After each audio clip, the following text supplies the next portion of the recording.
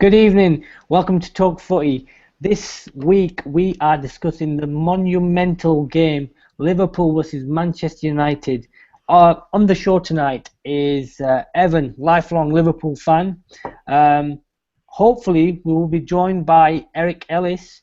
I believe he's having technical difficulties. It's that poor Louisiana internet, I believe. Evan, good to have you on the show, buddy. How are you doing? Good. How are you? I appreciate you having me. Oh, my pleasure, mate. My pleasure. Been doing good. So, the mighty Liverpool. What do you think of their recent run? I believe since they got humiliated at Old Trafford, the 3-0 loss way back when. You guys have been unbeaten, is that correct? Absolutely. In the past 13 games since we last played Manchester United, we've won 10 of those games with 3 ties, so 0 losses. During that same stretch, we've only allowed 8 goals, and of those 13 games, 7 have been clean sheets for many lays. We're on an impressive run currently.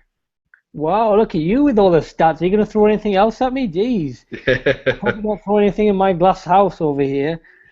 Well, out of them 13 unbeaten games, how many games have you been lucky? How many games have been? I'm sorry.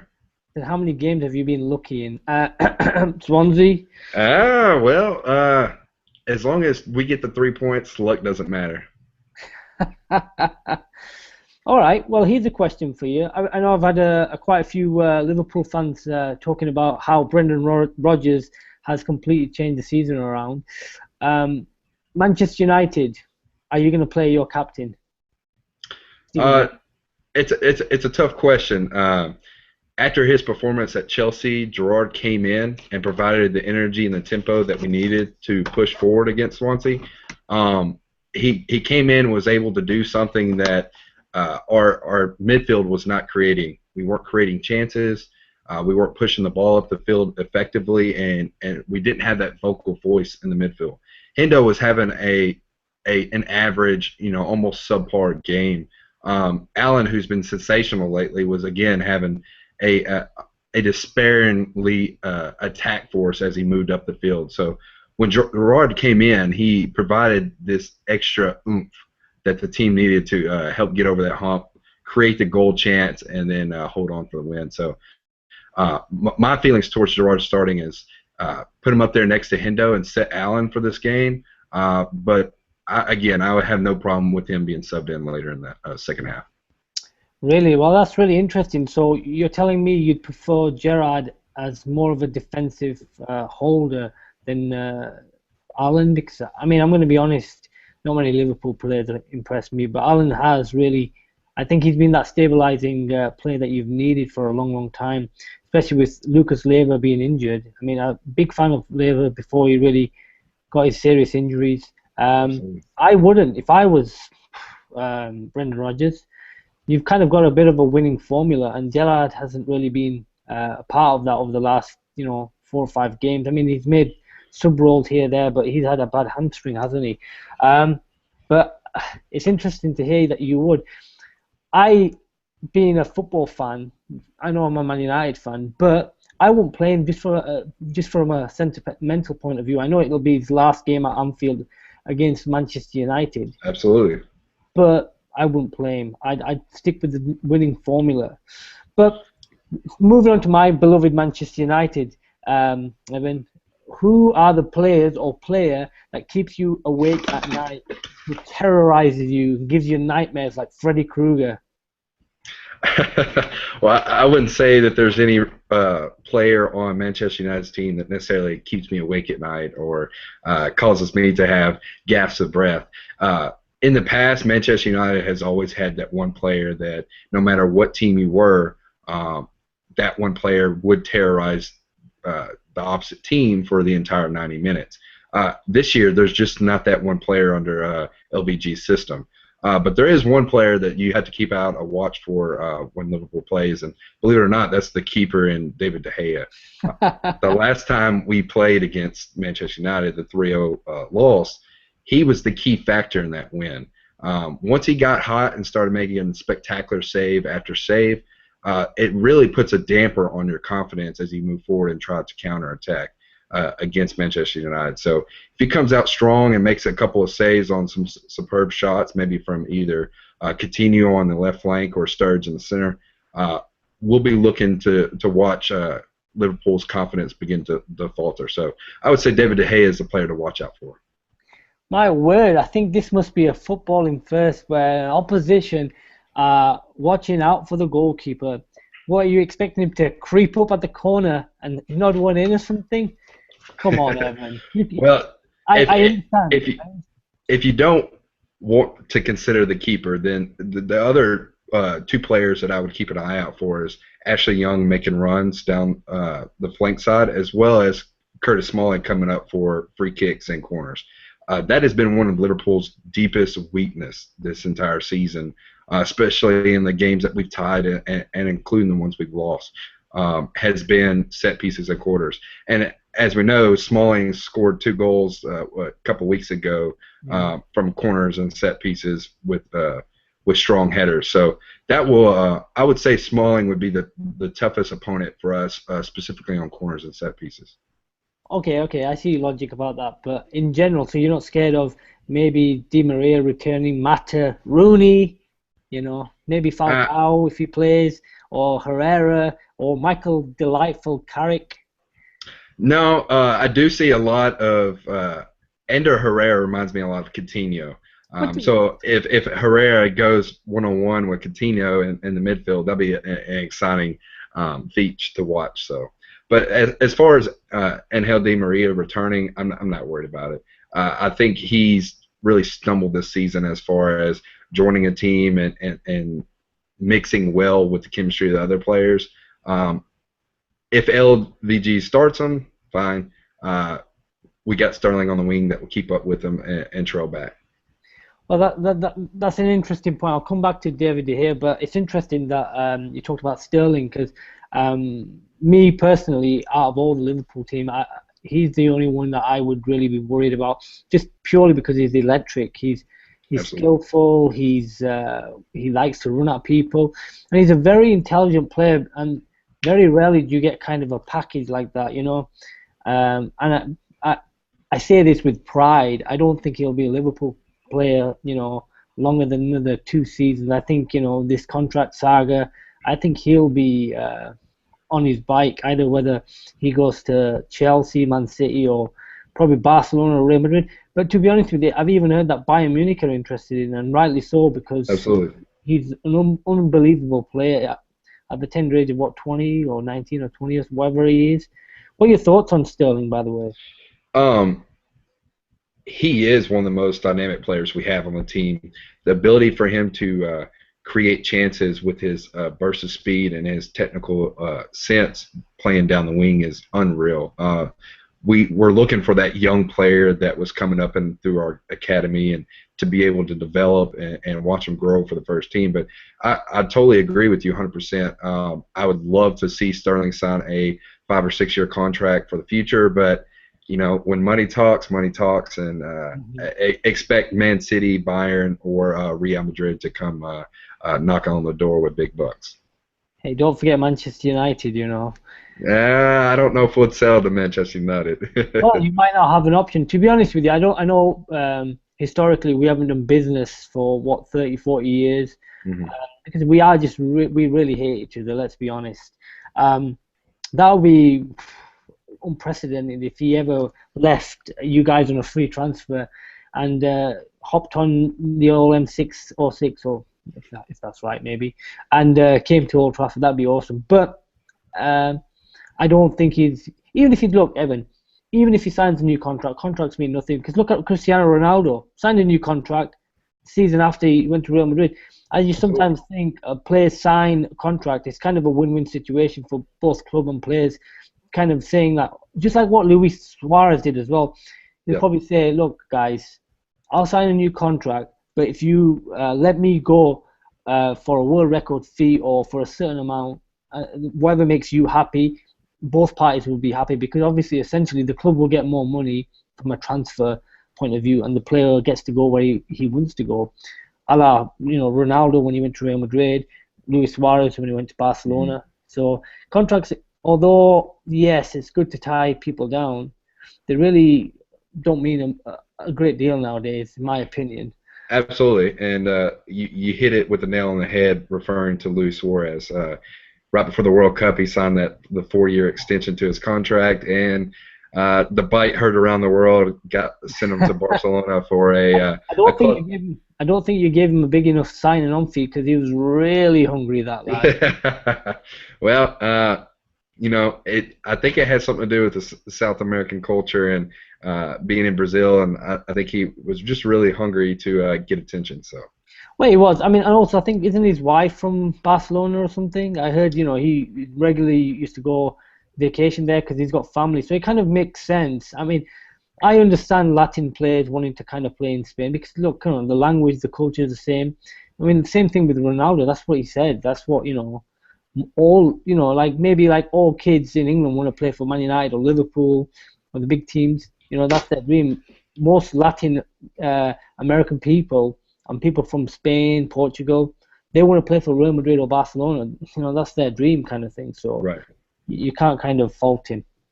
Anyhow, what do you think the key battles are going to be on Sunday? For us, I think the biggest battles is the wing play from Coutinho and Sterling against Phil Jones and Curtis Smalling down the left and right side. I need to stop you there. This is the second time you said this, and I thought I was hearing things. His name's not Curtis. His name's Chris. Chris Smalling. Sorry. Curtis. He'll be having kids when He should be called Curtis. He should be called Curtis. Oh my God! Guess who's joined the conversation? Eric. Hey guys.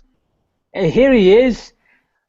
Ladies and gentlemen, let me introduce you to the wonderful Eric. This man puts the Eric in America. Eric, good to have you on the show. How are you doing, buddy? Oh, doing great. How are y'all? Oh, there's a bit of a lag. Ellis, you were telling me that the Louisiana internet was the world's finest internet. I think you need to write a letter of complaint to the internet company because it's shocking. Computer's old. Oh, his computer. Oh, blame the computer. Yeah, why not? Good to have you on board. Alice, just whilst you've been away, I mean, Evan been talking about Liverpool, kind of, who he's fearing, and he's fearing David De Gea. Out of all the Manchester United players, he's scared of David De Gea. Maybe I think there's a bit of bias because Evan being the superstar goalkeeper, maybe admires him. I think he's got a man crush on him, to be honest. Probably so. He's good looking.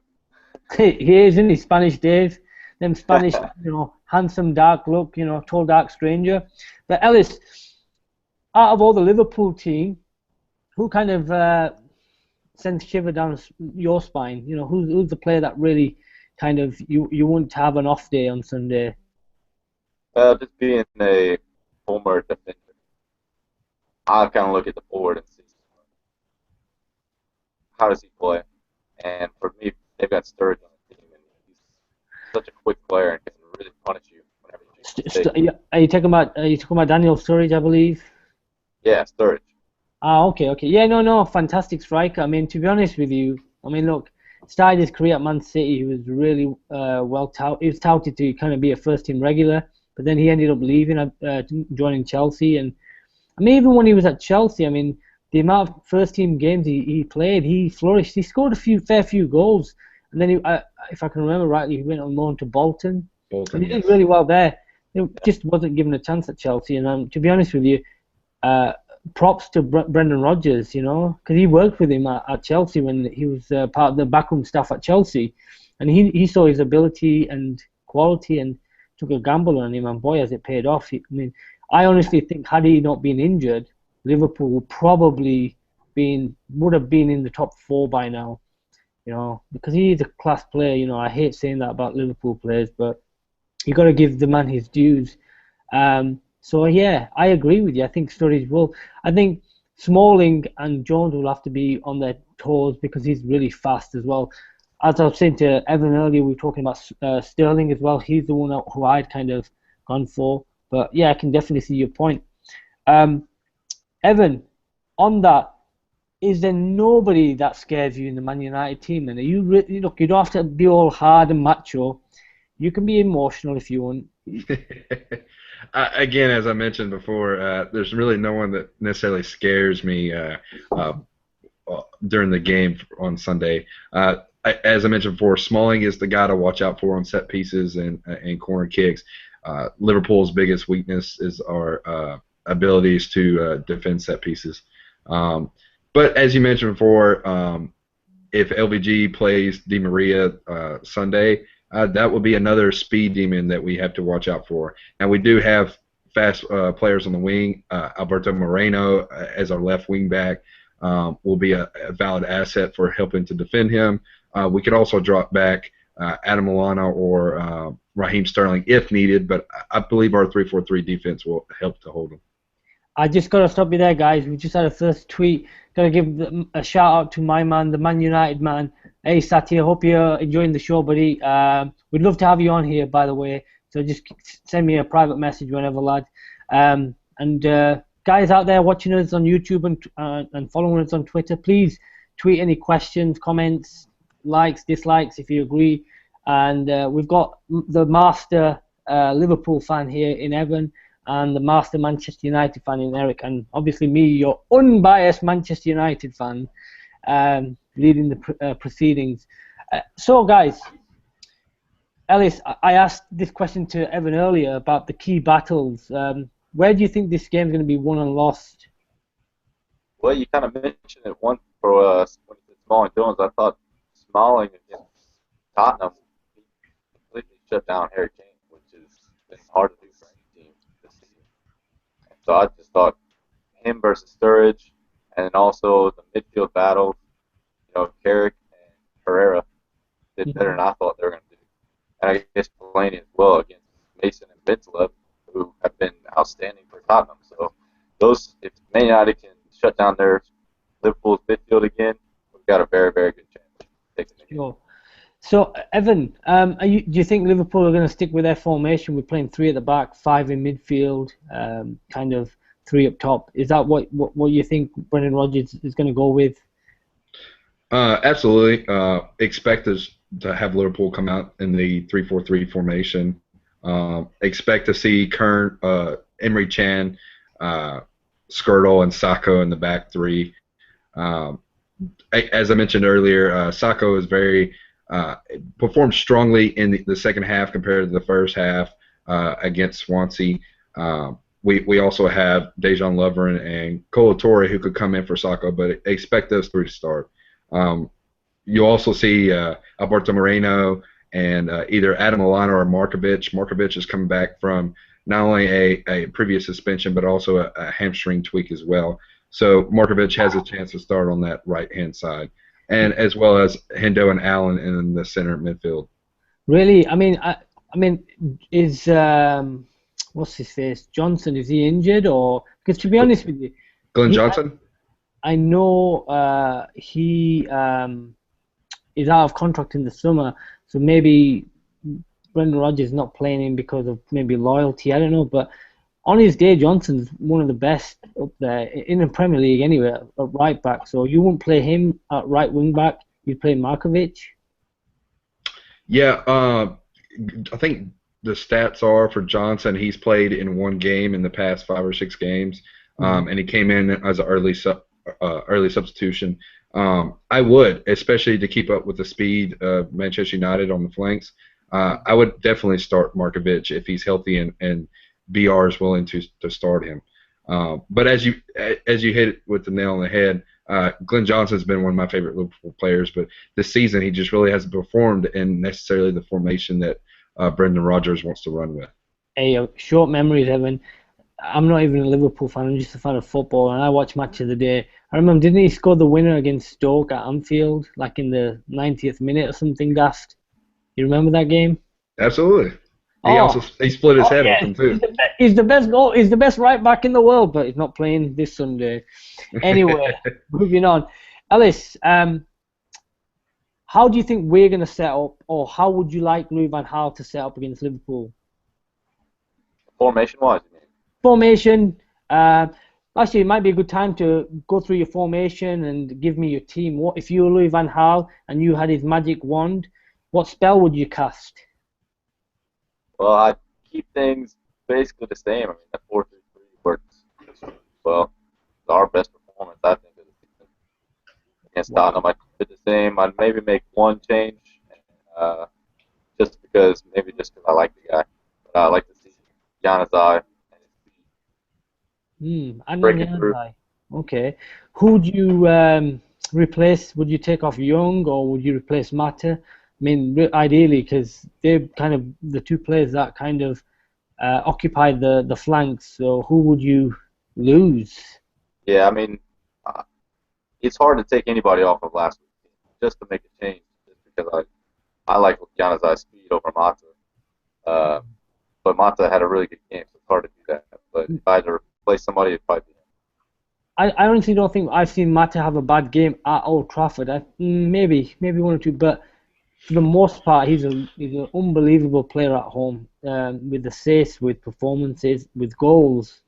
But sometimes away from home, the only really vivid memory I've got of him playing really well away from home was last season at Newcastle. I mean, when he got the 2 goals, that belt of a free kick. So I don't know if there were going to be any changes. I would probably drop Mata and bring in Di Maria. Now, Evan earlier on said that Di Maria's been poor this season, and I had to bite my tongue because I was like, oh my God, this guy, I don't know what he's smoking, what he's eating. Di Maria's been unbelievable at the beginning of the season. He's definitely gone through a dip. I mean, when you look at all the players, though, look at Diego Costa. Yeah, he's been unbelievable for Chelsea, but he's had a spell of 3 or 4 games where he's not played well or scored. Look at Alexis Sanchez as well. Been unbelievable. Probably my player of the year so far. But he's gone through, similar drop in form. And who else? Fabregas as well. Everybody was talking about, oh my God, this guy just assist. Last couple of games, even Chelsea fans were booing him off. Again, who did they just play? I can't remember. Anyway, but they did. And Mourinho's son had to come out and defend him. So I think players are going to, go through spells of poor form. But you have to remember, class is permanent, Form is only temporary. So I would put Di Maria. It's the perfect platform for him. He's the most expensive British player. He's not. I mean, in the league. Sorry, should I say? At Anfield, I can imagine the crowd being roaring and singing and being abusive towards the Mancunians and Manchester fans. So I think he's used to that. He's played in the Burn about 90,000 in the Nou Camp. The El Clasicos. This is what this guy did, and I'd play him instead of Januzaj. I think I'd have him on the bench though. Thoughts on that, guys? You agree? Disagree with me? I like that. I've convinced you, Eric. Okay, good. Twist them more. I can go either way. I've shut Evan up, calling Di Maria a poor player. He's like, oh no, I forgot that goal against Leicester. Oh. Anyway, so how would you, Evan? Are you going to go 3 at the back, 5 in midfield, 3 up top? Is that how you'd line up? Yeah, 3-4-3 is how we typically play. As mentioned earlier, we'll start Emery Chan, Skirtle, and Sacco in the back, and then expect to see Moreno, Hendo, and Allen. As I mentioned earlier, I'd like to see Gerrard come in and start in place of Allen, but his form as of late has been sensational, so Allen will get the start, and then of course Lallana on the right side, where I could easily see Markovic come in to handle the speed of Man U. Then we'll see Sterling, Sturridge, and Coutinho up top.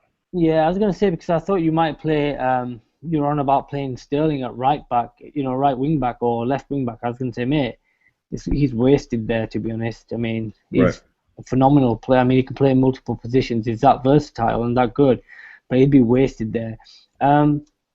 What I would do, stick with virtually the same team against Spurs, other than Di Maria coming in for Mata. My tactical advice would be to play Fellaini on Sacco or Emre Can. Make their life difficult, because Emre Can's a bit of a Rolls Royce of a player. I really like him, I must say. people are going to think, geez, this Man United fan is talking so highly of Liverpool players. But you know what? I'm a genuine football lover, and you have to appreciate good quality footballers when you see him. And he's really gone unnoticed playing at the back. He's really good at distributing the ball. So I think if Fellaini really plays high on him, rather than kind of playing in the number 10 role, which he's probably going to start, I want him to kind of shift and play more of a left or right forward, but with the emphasis on putting the pressure on Sacco, because bloody hell, if you buy Sacco, he'll just pass the ball into the crowd, give the ball away. And obviously I played Rooney up top, and Rooney will obviously be up for it because he's a Liverpudlian, isn't he? He's a Scouser. I'm sure he'll want to score the winner at Anfield like he previously has. Was it way back in 2004 or something? Way back when. So that will basically be my team, and I really hope we start with a high tempo. We get out of the blocks, we press high, we force Liverpool into giving the ball away. I'd get Herrera to sit on Ray Allen, the basketball player. Yeah, he's going to be shooting. Allen, what's his first name? Joseph. He'd probably be drunk from St. Paddy's Day, with a typical Irish name like that. I'm joking. No offense, Irish people, by the way. Put him on Allen, and then what's going to happen is Liverpool are going to have to play it long, or Liverpool are going to have to look for another outlet, because other than Emre Can, nobody, the back Skirtle can't pass to save his life, neither can Sacco. So you kind of cut out that middleman, make them kind of think about the game. I loved Blind at left back, even though I really like Luke Shaw. I was just so impressed with the way he dealt with Kyle Walker on the right and Andrew Townsend. Both pacey, tricky players. He just took care of them big time. Okay, guys, moving on. Sorry, but I'm just babbling along, aren't I? Evan, is there anything that you want to add to this talk about Liverpool that we should know or we should try to appreciate? Not really. Well, just expect to see us coming out of the gate. As you mentioned, it's one of the biggest games of the season. If we win, we take your 4th place away from you, and you fall to 5th. If we tie, we stay where we're at. If we lose, again, you get the 3 points and advance closer to Arsenal. So expect us to come out with a high tempo pace, especially on the wings. And try to feed in the ball to Sturridge quite quickly, and to see how reactive De Gea will be for the entire game. Oh, our most dangerous player, Evan. Sorry. I have to mention that again because that made me chuckle. Ellis, Man United have to get a result. Do you think this is a true statement? Do you think we need to get the win, or would a draw be sufficient? Or would a loss be unbearable? I mean, it'd be unbearable from a fan point of view, but for the top 4 race, do you think? What do you think kind of is the thought process of Manchester United? Yeah, I mean, even for the top 4, it'd be difficult to come back from a loss because we've got other difficult games still to come. I'm very confident coming after this Tottenham game that Man United's they're gonna be brave, they're gonna be enthusiastic, and we'll be able to get 1 or 2 goals up, I think, before Liverpool can hit us, just because of our most dangerous player, David De Gea, saving all their shots. How many goals is David gonna score? By the way, he can score maybe a hat trick or something like Dimitar Berbatov. He'll probably come for a PK. 1 own goal. Well, he can't score in the Liverpool net now, can he? Because he's not playing for Liverpool, Evan. Exactly. Well, okay. Here's a question I ask Evan. Evan, how do you think Liverpool are going to approach the game? Do you think they're going to approach it cautiously, or they're going to go gung-ho? Are they going to be, sensible? How do you think they're going to approach the game? I expect them to come out playing most similar to how we played against Tottenham the last game we played them and won 3-2. We started off the game in the first 10 minutes playing a high tempo pace, and we kept putting pressure on their back 4, allowing them to make mistakes. And then once Tottenham began to counter, at that point I think BR realized, okay, maybe we should let off the tempo and the pace and go back to more of a defensive holding and then counter when needed. So I expect us to do the same with Manchester United. Come out strong to see how our players are going to react to Manchester United's ability to counter and to stop the ball in the back line, and then go from there. Okay. I mean, yeah. I to be honest with you, I think Man United need to do everything to avoid the loss, because a draw is not a bad result from us, to be honest with you.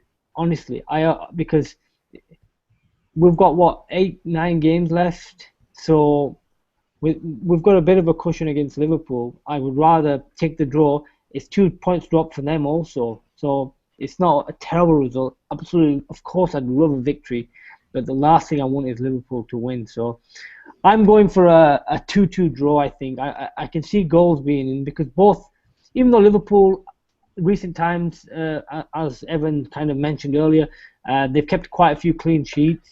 There's a lot of mistakes in their back three. You know, we've seen that back three formation at the beginning of the year make all sorts of problems.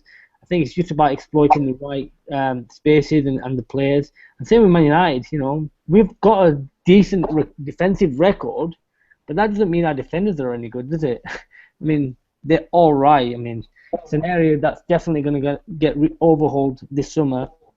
So I think 2-2 is what I'm going for. Evan, what are your predictions for the game? Of course, we all want to win. Realistically, as you mentioned, a tie would suffice. From your point of view, for us, it's not. We need to be in the top four to try to save space from losing Suarez and from starting the season off so poorly. I'm going with the 2-1 win for Liverpool. If I mentioned a tie or a loss, then I would probably be crushed by the rest of the Copites. So a 2-1 win for Liverpool. Always unrealistic, Liverpool, eh? And you, Ellis, your predictions, buddy? I actually agree with Evan. It's going to be 2-1. Only difference would be United on the victory side. I was going to say, Ellis, I think you need to hand in your Manchester United membership here, son. You're moving over to the dark side. Just a quick shout out to my man, the United man, Sati, tweeting, boys. The question he's asking is who's going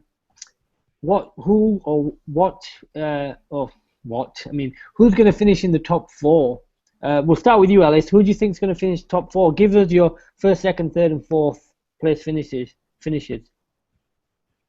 I'd say Chelsea number 1. I don't see them losing that many points for someone to overtake them. Arsenal probably get 2. Maybe. Then probably Man City, and then Man United. And was that Manchester United 4? Sorry, you cut out. You've been having some technical issues, and again, you need to write a strongly worded letter to that internet company that you were, gloating about offline. Yeah, the Gators are getting in the way, I think. I said Man United 4th. Yeah. Okay, excellent. Evan, your top 4, please. I'll go again with Chelsea number 1, Man City 2.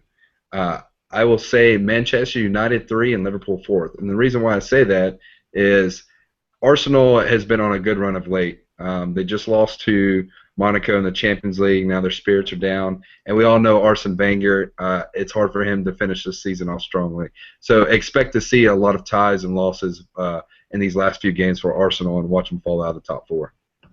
Just before you get a barrage of abuse from Arsenal fans, Evan, I just have to make a correction. Arsenal technically beat Monaco, but they went out on away goals.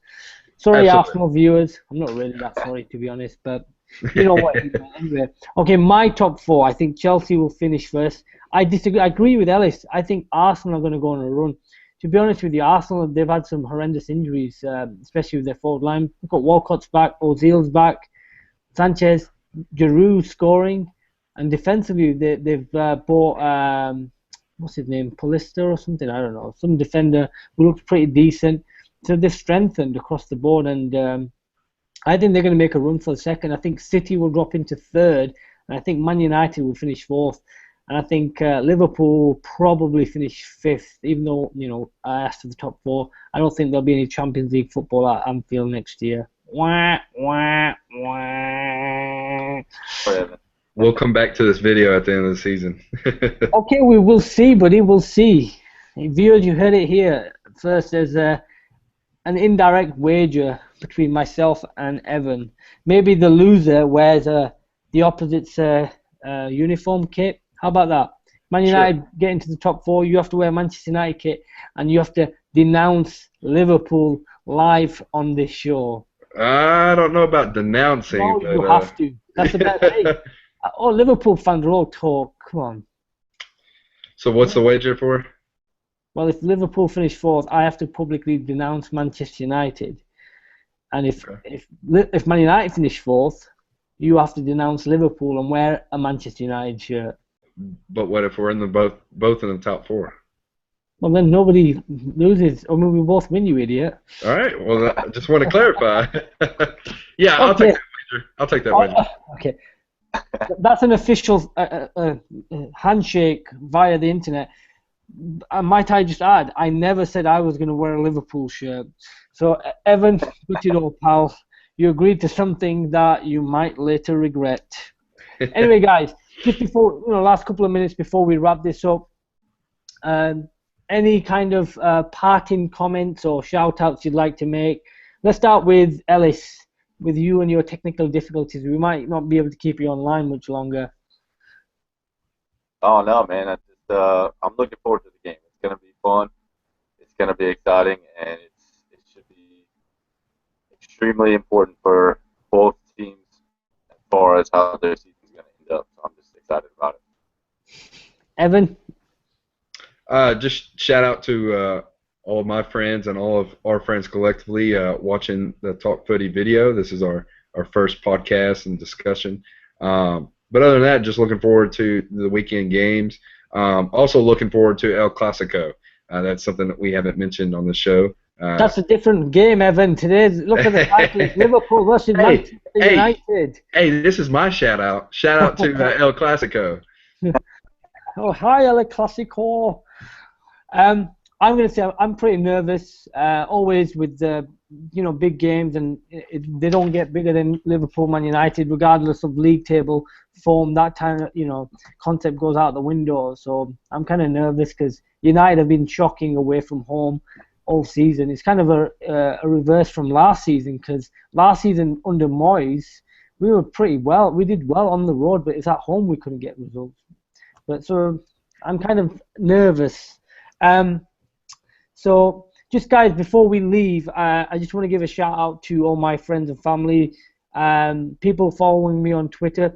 Please subscribe to my YouTube channel, and we're gonna do more of this. Just get fans involved. If you guys are interested in being on the show and you represent other football clubs, please drop us an email, drop us a tweet, and we can kind of arrange this. Want to personally thank Ellis tonight. Thank you, sir, and Evan, the Liverpool You Never Walk Alone mascot. Thanks for tuning in, guys. Stay classy, San Diego. All right. Appreciate it. Thanks, Oz.